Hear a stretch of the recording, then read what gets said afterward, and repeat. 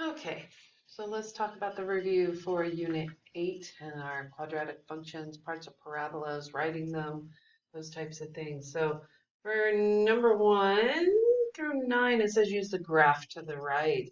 So we're looking for a variety of things. The first thing we seem to be looking for would be the vertex. Remember, the vertex is either that maximum or minimum point. It's the point where it changes directions. It's our valley, our tip, whatever you want to say. This one would be a hill instead. And so our vertex is going to be there. It is a point. So this one we have to put as a point of -3, over -3 and up 4. So there would be our vertex. So now we need to identify that axis of symmetry. So our axis of symmetry there is going to be a line, and that line is going to end up, it should split it in half. So if I split this in half, wrong one, why are we doing that? Go back to this, and this, and this, and this, and that. And let's see if we can draw a line now. So that axis of symmetry is a line that splits it in half, vertical line. It ends up going through the vertex. This we have to put the x in front of it because we're saying it's a line. And if I type in into Desmos, I have to have that x equals to make it a vertical line. So we have x equals -3.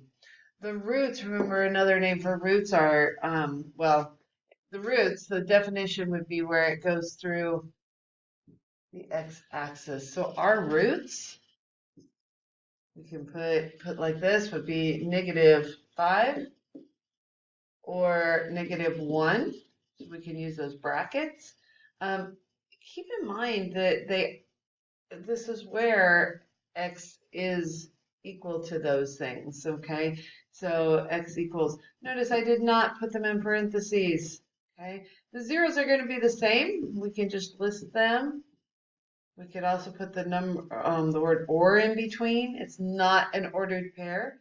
The x-intercepts, well, the x-intercepts are the roots. They are the zeros. They are the solutions. And so it's the exact same thing. It crosses at -5 and -1. All right, so here we're back to domain. We haven't seen domain and range now for a little bit, but domain, remember, is our x value. How far out would the graph grow? Well, because of these arrows and the fact that it's angled this way, it's going to keep going on out forever and ever. Now, it may take it a while, but it is going to. So my domain, my x value is how far out, right? How far out does it go? Okay, it keeps going on forever. So for this, we are going to end up saying it is all real numbers. Okay. As far as the range is concerned, our range does not keep going in both directions, this way and this way. There's a stopping point right here. Okay, and then but it does keep going forever in the direction going down. So we could say y is less than or equal to, because it is touching that value of 4, but it keeps going from 4 on down, and it's less than because those are values less than 4. So that's why it's less than or equal to. So using the vertex in number 1 above, which we determined to be -3, 4. So our vertex was -3, 4. Means our h and our k is that. They want us to figure out, because also it crosses through this point -1 and 0. So there's our x and our y as well. Find the a value used in the vertex form of a quadratic equation. So vertex form we know is y equals a, x minus h, and plus k.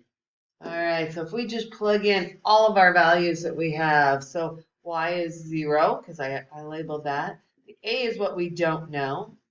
X is -1 minus -3, because our h is -3, so really that's going to be +3. and then plus 4, because it's just our k value. And so if I solve that, I have 0 equals a. Well, negative 1 plus 3 is going to give me 2, so I'm going to change that to just 2a. And plus 4. So if I solve it, I have to subtract 4, so negative 4 equals 2a, because it's gone there. Divide by 2, and negative 2 equals a. So there's our a value that we need. And now it says plug in the vertex and a to the vertex form and convert to standard form. So again, I'm going to use this value right here, or that equation right there, and I'm going to plug in my a, h, and k. So x and y are going to stay out separate now. So y equals negative 2 for my a, x plus 3, because minus that negative 3 becomes plus 3, and then plus 4. And they want us to change it to standard form. Oh, wait, that's squared. Oh, wait, that's squared. So what did I do? I messed up. All right, so we got to back up a little bit. So I left off the squared for whatever reason. So this is going to be 2 squared, which is going to be a 4. And this will be a 4. So we aren't going to divide by 2 here. We're actually going to divide by 4. And so when we divide by 4, we end up with negative 1, not negative 2.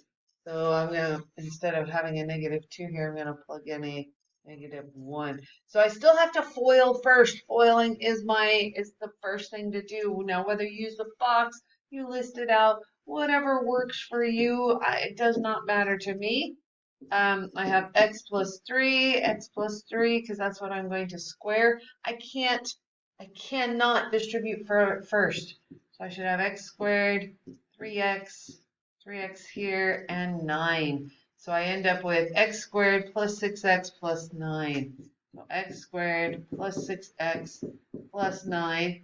I still have this negative 1 out front here to distribute in, and I still have this plus 4. So the next thing would be to distribute, and that would be this part here.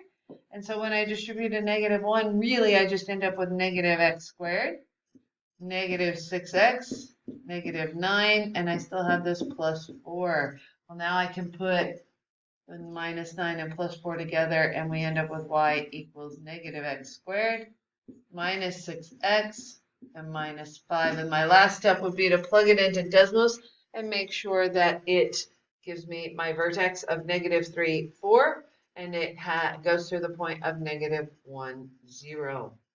Because if it doesn't, then we made a mistake. Okay, so check me and then come back and tell me if I did mess up. All right. So for these next ones, it says solve using one of the 3 methods we've learned, either factoring, quadratic formula, or graphing. So here's the thing. They're all like the first one's in standard form. The others are not all in standard form, but we've got some different things. The one that I see that stands off real quick is number 12, because it's already factored. And so really, to solve that one, I really only need to set each piece equal to 0, like x plus 5 equals 0, and x minus 7 equals 0. It's either one or the other. So if I subtract 5, x equals negative 5. Or if I add 7, x equals 7. Okay, and I see that one's really easy. It's already factored, so I really don't have to spend a lot of time looking at that. But if I take a look at the first one, it's already in standard form. And so if I take that, the 3x squared plus 3x minus 6, I've graphed that in Desmos here, and I can see that I have 2 roots. I have one here. Oops, now I've got this highlighted part. So I have one here at negative 2, and my other one is at positive 1. So my solutions, or my roots for this, would be negative 2 and 1. So I could use a quadratic formula. I could factor it. So if I don't show work, though, and I miss them, then you'll lose all those points. So make sure one or the other. So my solve x is going to be equal to -2, 1. And I'm going to put these little brackets. Notice they are not parentheses. It's not an ordered pair. Okay, it's a solution set. For the second one, I am going to move this 2x over by subtracting 2x from both sides. There is nothing to combine with it, so I have 2x squared minus 2x minus 40 equals 0. And then I'm going to plug that into Desmos. So if I plug that in, I have the -2x squared minus 2x minus 40, and I'm looking for the solution, so I have, looks like -4 here, and the other one would be 5. So -4 and 5 would be my solutions to that. So x equals -4, 5 is a solution set. Right? This one I'm going to go ahead and plug into Desmos 2 just to show you that our two solutions are -5 and 7. So I plugged in just as it is. I didn't FOIL it. I didn't do anything else. I plugged it in just as it is. And we have the x plus 5, x minus 7. And so here's my -5 solution. Here's my +7 solution. Okay, moving on to number 13. We have 2s squared minus 3s equals 2. So I'm going to go ahead and subtract the 2. So I let it equal 0. So I have 2s squared minus 3s minus 2 equals 0. Well, in Desmos I have to use x. So when I plug that in and type that in, I have the 2x squared minus 3x minus 2. And so my solutions in this case of where it crosses is at -1/2 and a +2. So -1/2 and a +2. So here I go back to s, and I have -1/2 and a +2. All right, number 14 is already in standard form. So 2x squared minus 6x plus 3. So if I jump back over to Desmos and 2x squared minus 6x plus 3, and I have it here. Oh, these are not so pretty. So it looks like we definitely have fractions on that. So my solution looks like a 0.634 and 2.366. So 0.634, 0.634, and I already forgot. It is 2.366. 2.366. Now, keep in mind they could be rounded.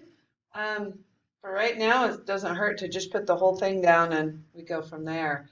All right, and then this last one here, I'm going to put into standard form. So by doing that, I'm going to subtract 3x, and I'm going to add 5. And I'm going to go ahead and do that at one time. If you need to do it separately, that's fine.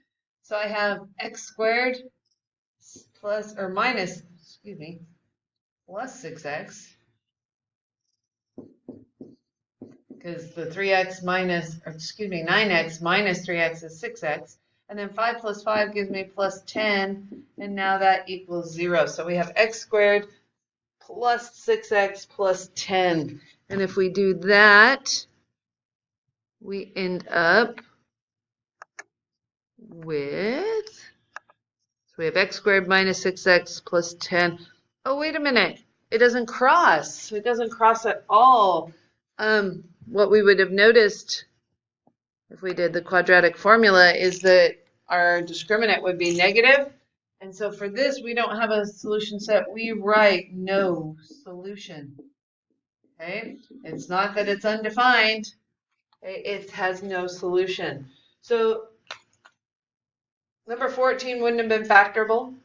Number 15 wouldn't have been factorable. And so really the best way would have been either the quadratic formula or Desmos.